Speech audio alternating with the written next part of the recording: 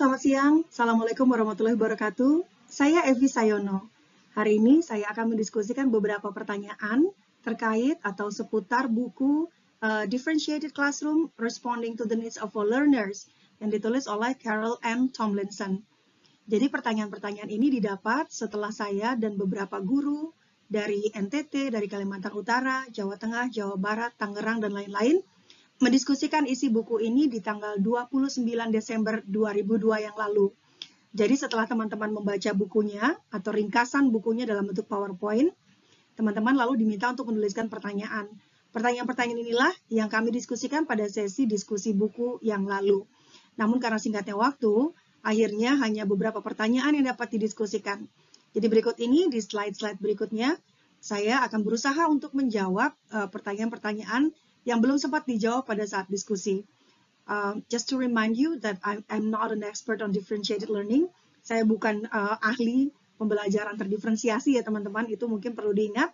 Dan jawaban saya ini hanya berdasarkan buku yang telah saya baca sebelumnya, baik buku yang ditulis oleh Carol M. Tomlinson ini atau buku lain, seperti misalnya bukunya Patty Drapu yang juga membahas tentang pembelajaran terdiferensiasi. Baik teman-teman, selamat mendengarkan.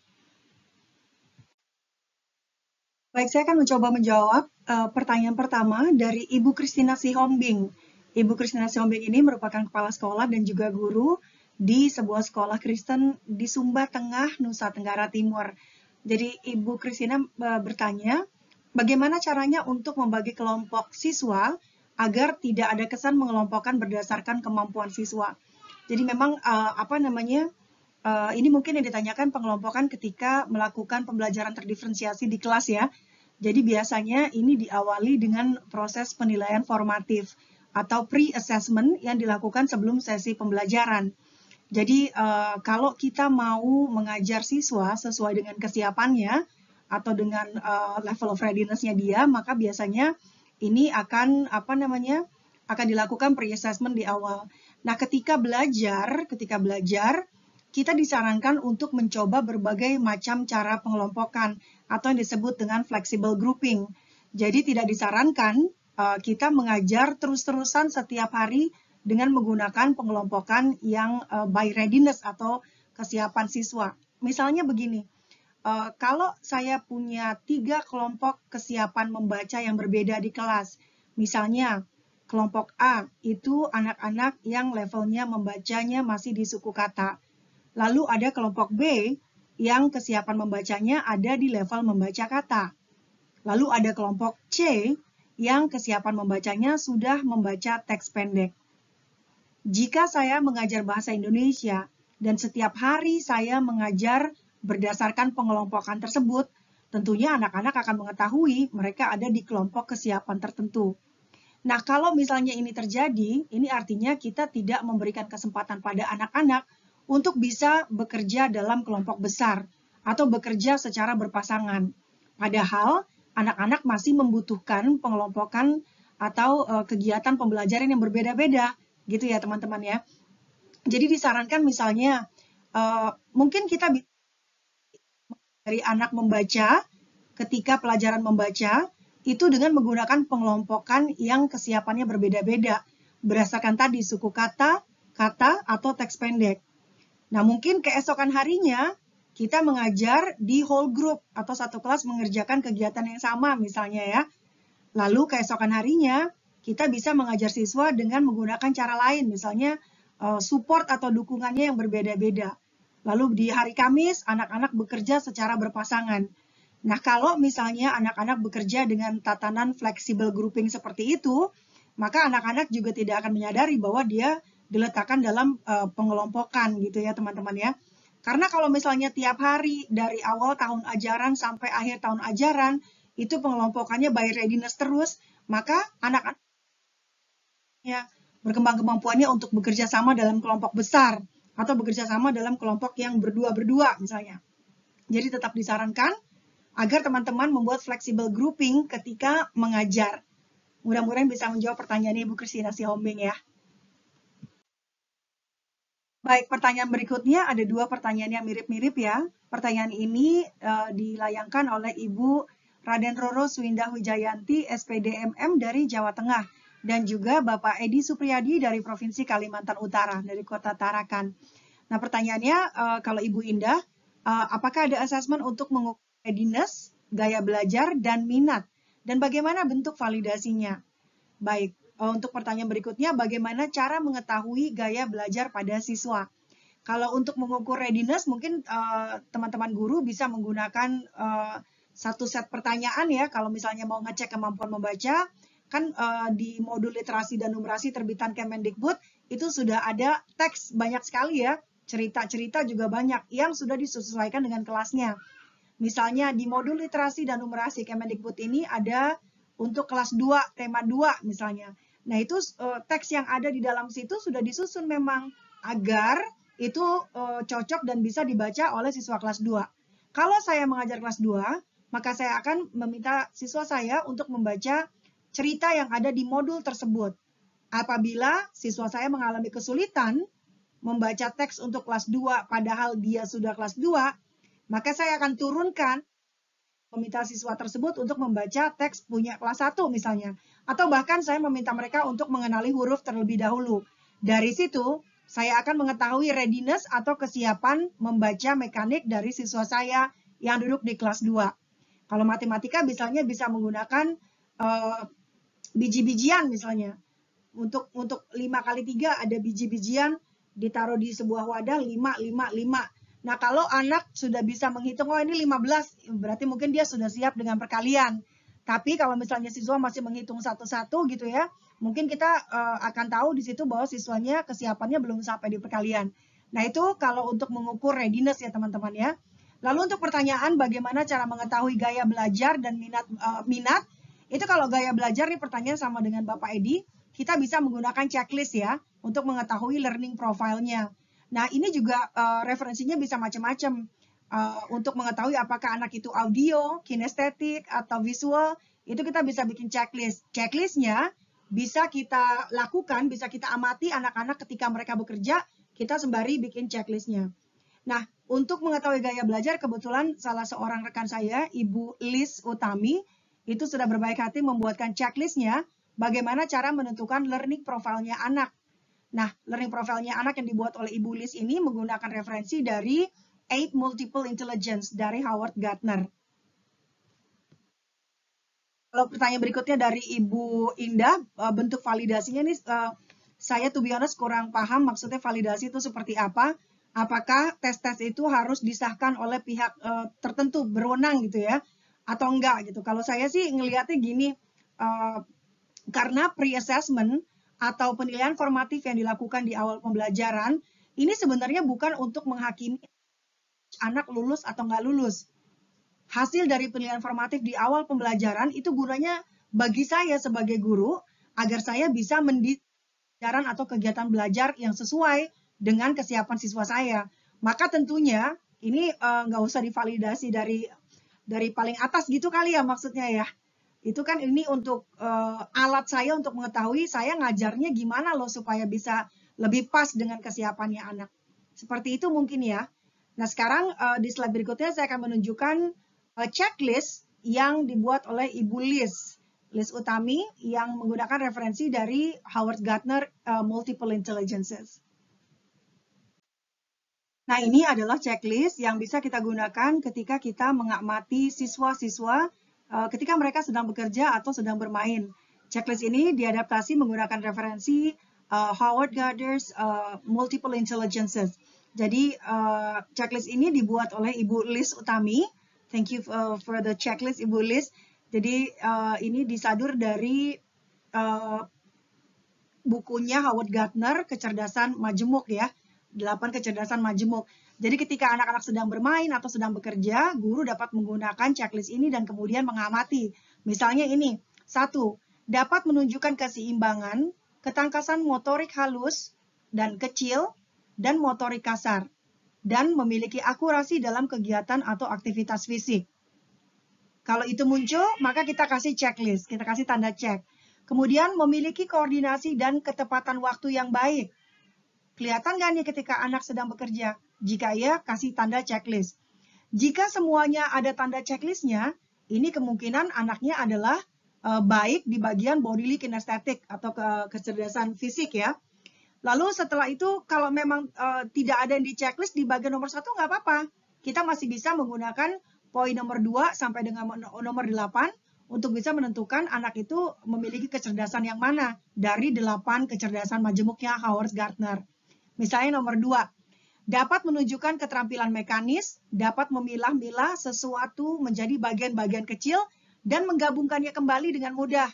Ini misalnya diamati ketika anak lagi mainan puzzle misalnya. Nah, sama juga seperti yang di atas, ketika ini dapat terchecklist semua, maka kemungkinan besar anak-anak itu masuk memiliki kecerdasan visual atau spasial. Ini checklist yang berikutnya, misalnya dapat menunjukkan keterampilan mekanis. Nah, ini tadi ya, dapat memilah-milah sesuatu menjadi bagian kecil. Ini yang visual spasial. Ada juga nanti yang nomor 4. Kalau ini nggak ada ke checklist, ya nggak apa-apa. Atau bagian nomor 3 ini dari 8 yang ke checklist cuma ya udah nggak apa-apa. Itu tandanya mungkin anak kita cerdasnya bukan di bagian sini. Bisa jadi di bagian lain karena ada 8 ya Ibu dan Bapak. Misalnya ini yang nomor 4. Menyukai dan menikmati permainan puzzle atau teka-teki. Sangat jeli terhadap lingkungan sekitarnya dan seterusnya. Ini diamatin ketika anak bekerja atau ketika anak sedang bermain. Apakah harus dilakukan di satu hari yang sama? Enggak juga. Misalnya ketika anak bekerja hari ini saya ngamatin 3 orang, besokannya 2 orang dan seterusnya. Lalu yang ini jadi ada 8 kecerdasan majemuk ya dan dibuat semuanya checklistnya oleh Ibu Liz. Ada kecerdasan fisik atau bodily kinesthetic, ada kecerdasan visual dan spasial, ada logical mathematical yang ketiga, yang keempat ada naturalis, yang kelima ada musical, yang keenam ada intrapersonal, yang ketujuh adalah interpersonal, dan ke-8 adalah verbal linguistic. Jadi ini nanti kalau teman-teman membutuhkan list ini, checklist ini, udah minta izin sama Ibu Liz katanya boleh di-share. Nanti di description box di bawah ini teman-teman boleh klik. Saya akan mencantumkan link Google Drive di situ. Saya akan menyimpan file checklist kecerdasan majemuk itu di situ. Nanti teman-teman bisa download dan bisa menggunakan checklist ini jika berkenan. Kembali lagi ke pertanyaannya Ibu Indah, validasinya bagaimana? Ini saya kurang paham maksudnya. Apakah validasi ini artinya harus ada nilai atau apakah ini harus divalidasi oleh pihak yang berwenang dan lain sebagainya? Kalau memang itu maksudnya, maka sebenarnya ini tidak ada validasi dari pihak manapun kecuali kita gurunya sendiri ya. Gurunya yang menentukan kira-kira anak ini terbagi dalam kelompok yang mana. Anak ini memiliki gaya belajar yang bagaimana. Karena ini bukan ditujukan untuk mengetes anak bisa atau enggak, lulus atau enggak, tapi hasil dari penilaian formatif atau pre-assessment di awal pembelajaran digunakan bagi guru untuk mendesain pembelajaran atau kegiatan pembelajaran yang sesuai dengan siswanya. Baik, pertanyaan berikutnya datang dari Ibu Arniwati dari Kabupaten Tanah Tidung, Provinsi Kalimantan Utara. Pertanyaan Ibu Arniwati, apakah differentiated class ini termasuk bagian dari classroom management? Lalu ada pertanyaan berikutnya, kalau dilihat dari tahun buku diterbitkan ini sebenarnya differentiated class sudah ada sejak lama. Tapi kenapa baru sekarang sangat antusias sekali diperkenalkan sekarang setelah ada IKM? Baik, saya coba jawab satu-satu ya. Mungkin apakah differentiated class ini termasuk bagian dari classroom management? Ya, kalau kita mau menerapkan pembelajaran terdiferensiasi di kelas, maka disarankan kita sudah memiliki classroom management yang baik. Karena kalau tidak ada classroom management yang baik, kelas tidak dikelola dengan baik, maka ini bisa agak chaotic ya, agak berantakan.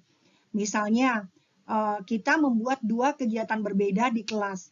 Yang satu, kelompok 1, anak-anak akan belajar dengan gurunya, diajari explicit teaching, pakai mini lesson, misalnya diajarin benar-benar nih perkalian nih apa, Nah, lalu kelompok yang sudah bisa ngapain? Kelompok yang sudah bisa, pertama-tama akan mengerjakan kegiatan secara mandiri dulu, baru nanti bertukar. Kalau anak-anak tidak mengenal aturan, kalau anak-anak tidak terbiasa bekerja mandiri, ini akan sulit. Makanya diperlukan pengelolaan kelas yang baik. Jadi apakah ini bagian, bisa dibilang begitu, juga bisa dibilang enggak ya. Jadi intinya adalah dalam sebuah kelas yang menerapkan pembelajaran terdiferensiasi, gurunya mesti punya cara mengelola kelas yang baik. Yang harus pertama dimiliki adalah kesepakatan kelas tentunya.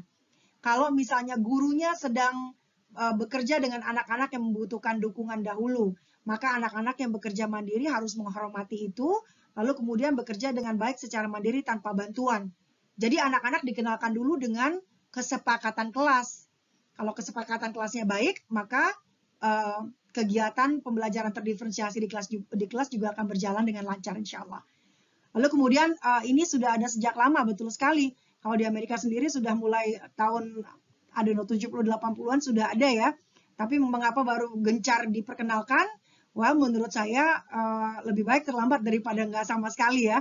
Karena ini juga momennya tepat ya. Anak-anak baru saja kembali ke sekolah setelah 2 tahun melalui proses pembelajaran dari rumah saat pandemi terjadi.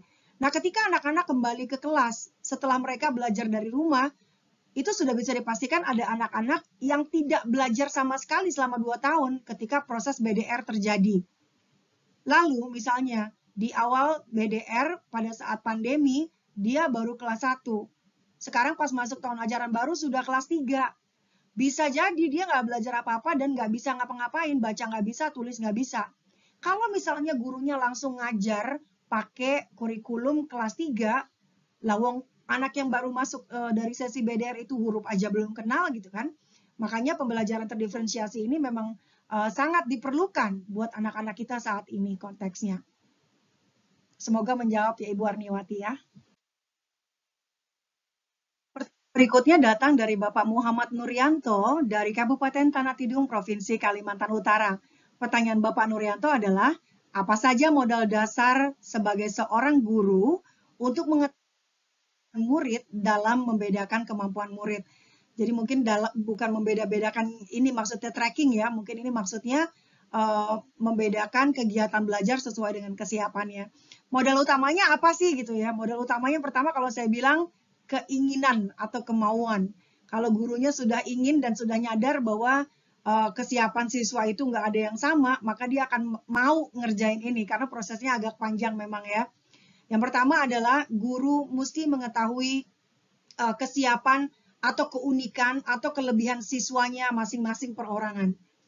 Caranya, guru bisa melakukan penilaian formatif di awal sesi belajar atau pre-assessment. Bisa jadi dengan pre-assessment ini kita mengetahui kesiapan belajarnya siswa. Atau dengan pre-assessment berupa pengamatan atau observasi, kita bisa mengetahui gaya belajar siswa. Atau dengan menggunakan survei, dengan cara ngobrol, kita bisa tahu minatnya siswa kita saat ini sedang ke bidang apa. Sehingga proses pembelajaran atau kegiatan belajar yang kita desain, kita rancang, itu akan lebih pas dengan kebutuhannya siswa. Jadi kalau ditanya modal pertama apa? Modal pertamanya adalah keinginan untuk membantu siswa. Yang kedua, penilaian formatif atau pre-assessment. Pre-assessment ini bisa dilakukan dengan berbagai macam cara, yaitu dengan menggunakan kayak sejenis tes singkat, atau dengan wawancara, dengan cara bermain pakai biji-bijian, dengan observasi, dan lain-lain. Semoga ini bisa menjawab pertanyaannya Pak Nuryanto ya. Baik teman-teman, untuk saat ini saya baru menjawab 4 pertanyaan yang diajukan oleh teman-teman peserta diskusi terkait dengan pembelajaran terdiferensiasi yang diberikan ketika teman-teman dan saya mendiskusikan buku yang berjudul A Differentiated Classroom Responding to the Needs of All Learners yang ditulis oleh Carol Ann Tomlinson. Insya Allah di kesempatan lain saya akan membuat video lain dan menjawab semua pertanyaan yang telah diajukan oleh teman-teman. Terima kasih atas waktunya. Jangan lupa untuk klik subscribe. Sampai jumpa di lain kesempatan. Dah.